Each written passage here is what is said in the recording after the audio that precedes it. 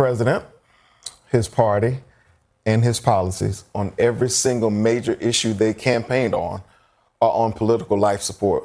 Voters will have an opportunity to pull the plug in November. Donald Trump and Republicans have given the middle finger to middle-class Americans and middle America, and they are going to respond as they have been consistently ignoring the polling in every that shows single exactly election. the same But November thing. is going to be a binary choice, us versus them. And remember, in elections, I learned this as a Democrat in the last election, it's easier to vote against something than it is to vote for something. Historically, people are going to based vote on history, against. Democrats are going to win. I also want to point out agree. the simple question, are you paying attention to the things we elected you to pay attention to?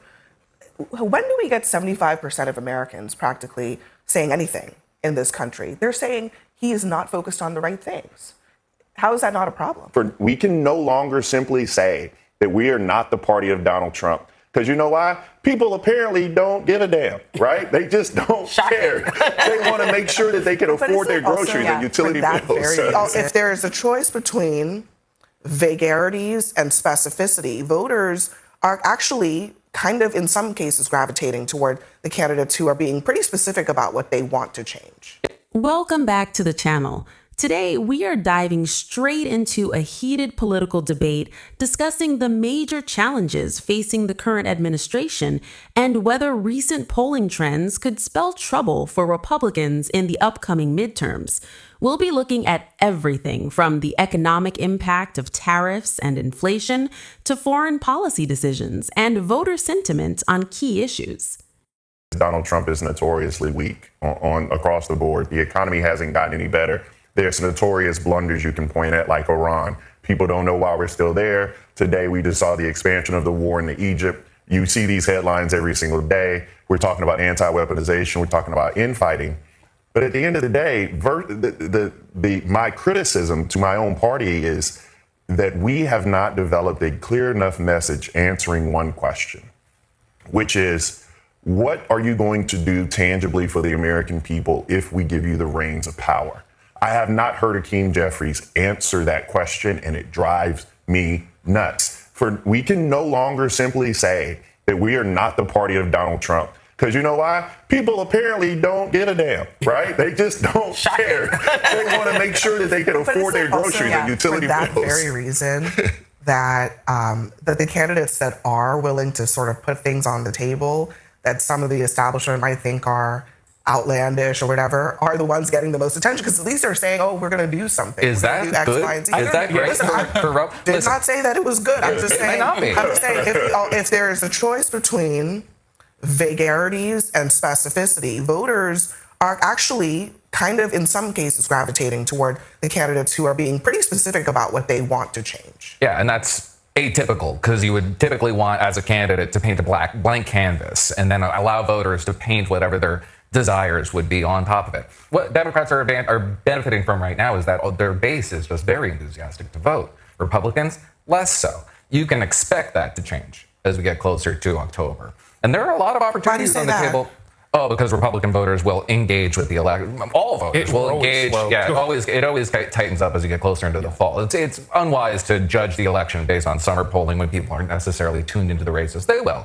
And it will be a good year for Democrats. Democrats are going to be more enthusiastic than Republican voters are. They don't have as much to vote on. However, a competent political operation can channel that economic message. You're absolutely right. That's what they want to talk about. And say, listen to what these Democratic candidates are proposing and what that's going to do to your wallet. Well, and the ones who are actually doing that, I mean, looking at the CNN poll, only 34% say Democrats are the party that cares about the people like you.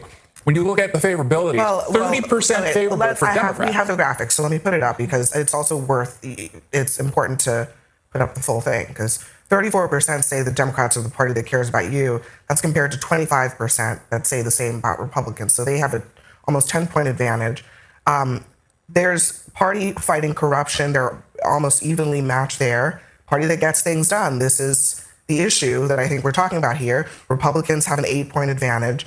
The party of extremism, Republicans by 10 points. That's actually here's the thing. In the Democratic Socialists of America environment. That's kind of surprising that Americans are not even. It's not even. That's like the least close one. Also, just the caveat I have to give about CNN polls or Emerson polls or whomever's polling is that at the end of the day, it's about candidates. And one of the things that midterm elections have shown is that Republicans usually choose some candidates that have warts beyond belief, right?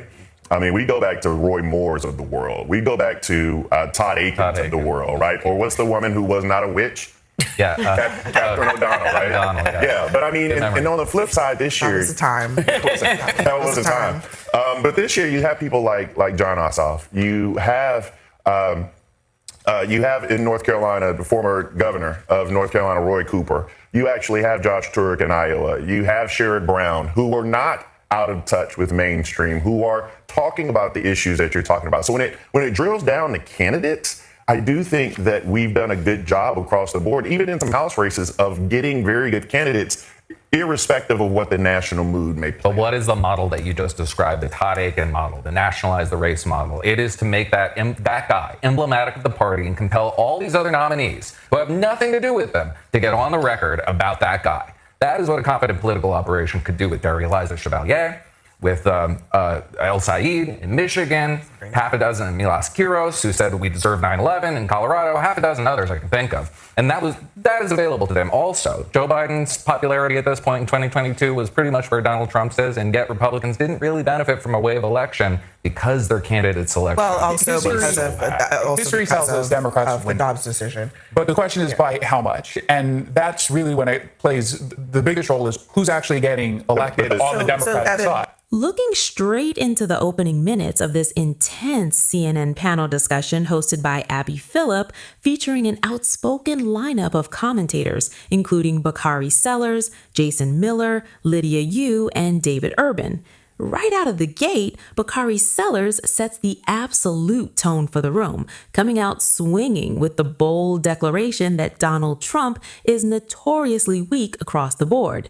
He wastes no time tearing into the administration's economic track record, arguing that despite what anyone says, the average person's wallet hasn't felt any real improvement. From there, Sellers doesn't just stick to domestic ledger sheets, he rockets straight into foreign policy, taking direct aim at the administration's handling of the Middle East.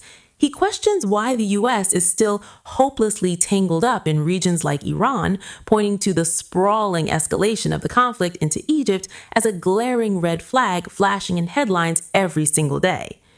It is a classic high-octane cable news opener. Sellers tries to corner the opposition by highlighting what he sees as endless foreign blunders and mounting domestic pressures. But the real comedy of it all is watching the panel immediately scramble to see who can look the most exasperated first, perfectly teeing up a massive debate over whether voters actually care about grand geopolitical chess moves or if they are simply too busy trying to afford the cost of a carton of eggs and a tank of gas. American people are really trying to tell the president in overwhelming numbers that they think that he is focused on all the wrong things. When is he going to listen? Is he going to listen? I mean, you mentioned the Quinnipiac poll. It's also not great for Democrats. I think the polling overall has been saying pretty much the same thing across the board, not just for the president, that people are generally unhappy. I mean, the Democratic Party is polling at 17% amongst independents with that Quinnipiac, and amongst men, it's at 20%. So I do think that people are complaining. Democrats have a 48 to 41% advantage on control over the House. But we're going into the House where we expect that the Democrats are going to win. I'm just saying, in that poll, even in spite of what you're saying, because I get it, right? Like, actually, Democrats are not happy with Democrats, which is probably driving this. The generic ballot favors Democrats right now. But on the president, the simple question, are you paying attention to the things we elected you to pay attention to?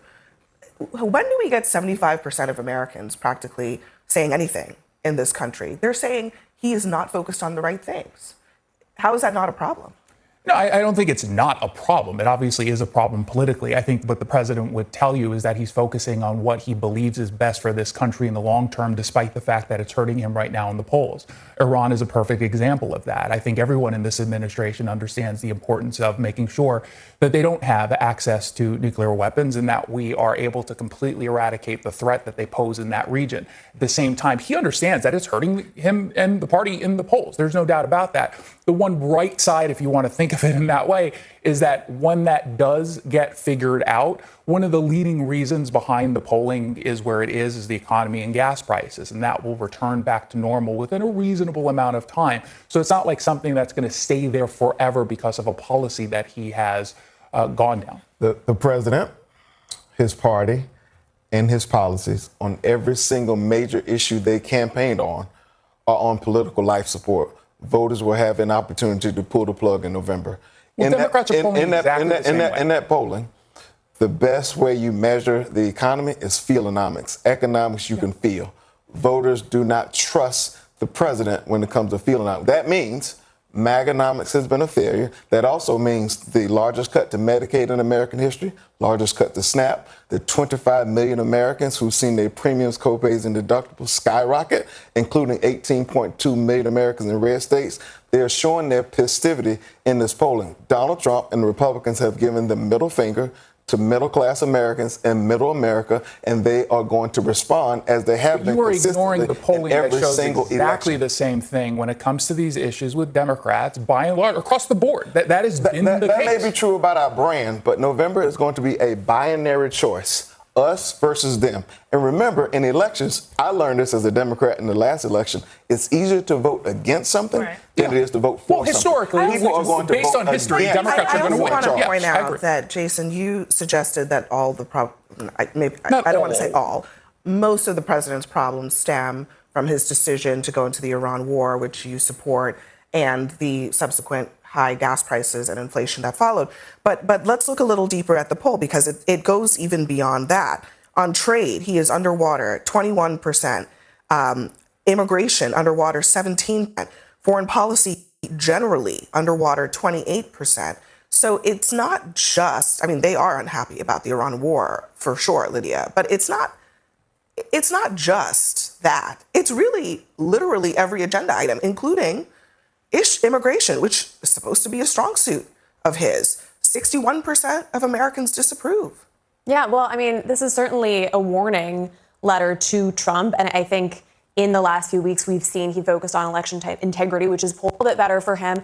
I think he's trying to sort of reposition himself on some of these issues, certainly pushing the Trump accounts, the messaging around that. That's been a huge focus for the White House. But look, I'm not going to be Pollyannish here and say everything's fabulous. I think obviously the midterms is going to be a moment where people have to make a decision. I also am aligned with Jason that I don't think this is some sort of love letter to Democrats. But it is striking to me that one criticism of President Trump has been that he's all about whatever is best for him politically. And I guess for better or for worse, Iran was something that he knew was not going to be popular. A lot of Republicans are sort of regretting that decision that he made. But he's obviously doing that because he sees it as the right thing for him to do. But he got into that war telling us it would be 4 or 5 weeks. We're now months into this war with 18 dead American soldiers. He has no polling plan. reflects that, yeah. This isn't about polling.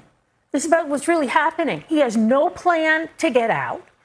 Obviously, no one wants Iran to have a nuclear weapon, but we were told as Americans twice that we had obliterated their arsenal for a nuclear weapon. Then we were told we obliterated their military to only a few weeks later have soldiers killed by missiles they fired. Americans are, it's not about a poll, it's about the fact that we are in a war led by a man who promised no forever wars, and he has no plan. So, Dave, to add to the mountain of problems, right? The president has also been very involved in a lot of personal vendettas. Mm-hmm. He's enriched himself greatly in the last 18 months. And 64% of Americans say that when it comes to pursuing his personal business interests while serving as president, Donald Trump has gone too far. There's kind of this sense, when I talk to Republicans on this show and elsewhere, that, it's just all baked in the cake. They know he's a rich guy. But I don't know. I mean, those numbers seem to suggest that Americans don't like it. It leaves a bad taste in their mouth. Yeah, corruption's going to be a big issue in the midterms. And you can attach it to affordability, which he mocks. Mm-hmm. And then at the same time, he is putting his name on the Kennedy Center and the airport. I flew up today from DJT International Airport, formerly known as Palm Beach International Airport. Don't make me sick to my stomach. It's a controversial thing amongst a lot of people. And so while he's doing that and then making money through business ventures like crypto, people are wondering how they can pay for their gas and their groceries. And so this is a problem because remember, the issues he got elected on were affordability, it was inflation, and it was immigration. And I think of all the numbers you showed, that immigration number should really freak out Republicans. If they're losing on that, then there is no place to go.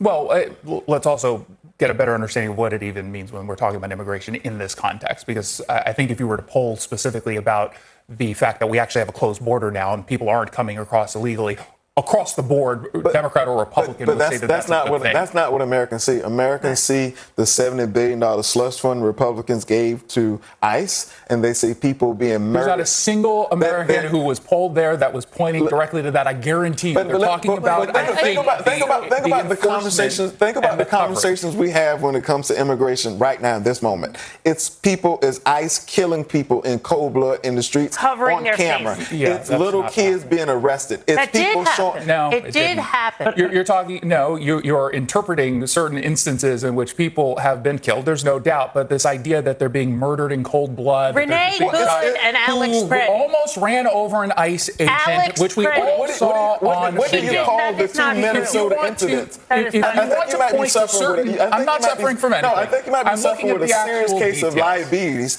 if you do not think that Americans do not see people being killed in cold blood by ICE.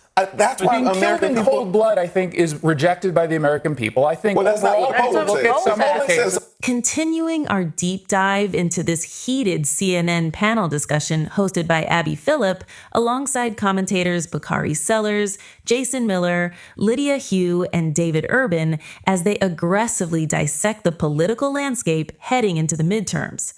As the conversation zeroes in around the 4:53 mark, the panel pivots hard to a brutal reality check regarding public opinion and voter sentiment. Host Abby Phillip presses the table with a staggering statistic. An overwhelming majority of Americans feel that the president is simply focused on all the wrong priorities. This triggers a fierce back and forth about whether political messaging can ever truly bridge the gap when voters are feeling squeezed by daily economic realities. Jason Miller attempts to defend the administration's long-term strategy, arguing that tough and deeply unpopular decisions, like the entanglement in Iran, are being pursued because the administration believes they are fundamentally necessary for the country's security, even if they tank poll numbers in the short term. He contends that economic pain points like gas prices and inflation are temporary hurdles that will eventually level out. However, the opposition isn't buying it. Bakari Sellers and David Urban fire back, arguing that the administration's agenda is essentially on political life support. They point to skyrocketing healthcare premiums, devastating cuts to vital programs, and ongoing trade tensions that hit working-class Americans right in the wallet. The discussion turns into a gritty debate over feelonomics, the idea that voters judge the economy entirely by what they can personally feel in their pockets, rather than glowing Wall Street reports or macro GDP figures. As the bickering escalates, the panel exposes a massive chasm between elite policy goals and the brutal struggles of Main Street. From crumbling manufacturing towns in the Midwest to soaring consumer costs driven by sweeping tariffs, the commentators paint a vivid picture of a frustrated electorate gearing up for a high-stakes binary choice at the ballot box. It's a masterclass in cable news crossfire, perfectly illustrating how political messaging either connects with everyday hardships or completely misses the mark. Something different. So, look, there's no question that people are still feeling pain from elevated gas prices. War and conflict are, by definition, inflationary. There's no question about that. We have Kevin Warsh as the new Fed chair with the first rate announcement under his administration coming tomorrow, expecting, by the way, that the Fed will hold pat, not raise rates, not lower rates. And there is, unfortunately, Abby, there's a little bit of a lag between corporations doing well, which is important for the economy and the GDP, and consumers, people to feel the benefits of that. It doesn't happen overnight. We need a little bit better messaging in that regard because the president is 100% correct. The economy is doing very, very well. GDP is doing well. Inflation is getting in check. It's going in the right direction. Or is it a reality problem? I think it's a messaging problem, right? Because there, as I said, there is a lag, and I don't want to get into a have and have not Wall Street, Main Street thing, but some people would argue that it has been completely decoupled. That we are in an economy in which corporations have been doing really, really well for a long time, and regular people are not. 100%. And your whole point about better messaging is exactly why the Republican Party is cooked. Because it's direct actions of this president that has made things more expensive. Getting rid of ACA subsidies directly led to a 26% increase in healthcare premiums. Getting rid of clean energy projects led to a 13% increase in energy bills. You're seeing this all across. Why would you go put tariffs on a country like Canada that we had free trade with? That resulted in farmers having to pay 13% more on their inputs, which led to more farm bankruptcies in the first quarter of last year than all of the previous year combined. The reality is there are direct actions of this president that's to increase prices for the people of this country. So go and brag about Wall Street doesn't take the fact that the people of America are the ones that are suffering under the policies of this president. When you go to the lowest common denominator and do a Wall Street, Main Street narrative and haves and have-nots narrative. But these are direct policies. I cited direct policies. I'm sorry. Well, subsidies, on the tariff issue, all those things let me play what the president said when he was asked about tariffs this morning. Are you worried that the tariffs that you put forward over the last couple of days will hurt the economy as they adjust in bringing manufacturing home? No, because it's bringing hundreds of billions of dollars. It made the country rich, and it stopped 8 wars. I would say 5 of them because of tariffs. These tariffs, it's the greatest thing, and only the really smart people or the people that are non-political and that get it talk about this. It doesn't have common sense. I mean, I don't know. If you're a conservative, you understand the mechanism by which tariffs work. The consumers will pay, and they have paid. Prices do go up. Yeah, and you know who's paid way more than these latest prices are the Midwesterners who have had our factories shuttered, who are now suffering deaths of despair at rates we've never seen before. I'm from the Midwest. I'm from the Quad Cities area. We've had factory after factory closed down. What about the farmers in the Midwest who are dealing with tariffs as well? But what about the farmers in the Midwest who also have been paying the consequences of these tariffs? But what I'm telling you is do they matter too? Getting rid of these tariffs have obviously led to a decline in the American working class. During COVID, we had toilet paper shortages because we don't make things anymore. I hope you understand that private sector spending to build new manufacturing facilities is down ever since Donald Trump has been in office. So your own argument is just simply not accurate. I would love to see those facts and figures, but what I want to tell you, Isaiah, industrial America is suffering. The debate zeroes in on the ultimate question. Are Donald Trump and the Republican Party's plummeting poll numbers merely a messaging problem, or is it a deep-seated reality crisis? Throughout this explosive segment, the table locks horns over whether the administration's policy missteps are simply being communicated poorly or if they represent fundamental failures that voters are feeling firsthand. Defenders of the administration argue that strong macroeconomic indicators, GDP growth, and long-term strategic moves like cracking down on foreign threats are signs of a healthy economy and decisive leadership. They suggest that a temporary lag between corporate success and everyday consumer relief is just a hurdle of timing, and that better communication will eventually set the record straight. On the flip side, the critics on the panel aren't having any of it. They fire back by pointing to direct, tangible pain points: soaring healthcare premiums, escalating energy costs, crushing agricultural tariffs, and the heavy toll of ongoing foreign entanglements. They argue that you cannot simply message your way out of a grocery bill or a gas pump price that ordinary citizens experience every single day.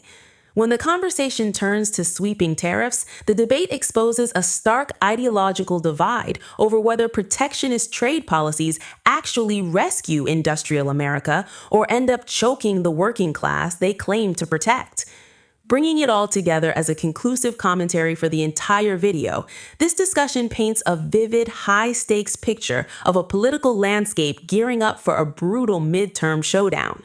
From the opening jabs about administration weakness to the ferocious clashes over immigration, inflation, and personal vendettas, the core takeaway is clear. Elections are rarely won in the abstract clouds of macroeconomics. They're won in the dirt of everyday pocketbook realities. Whether voters ultimately view the administration's bold gambles as visionary leadership or out-of-touch overreach will dictate the entire trajectory of the upcoming election. It is a masterclass in modern political theater, reminding us that in the court of public opinion, perception, feeling, and cold hard cash always reign supreme. Thanks for watching, and be sure to subscribe to the channel for more breakdowns and updates.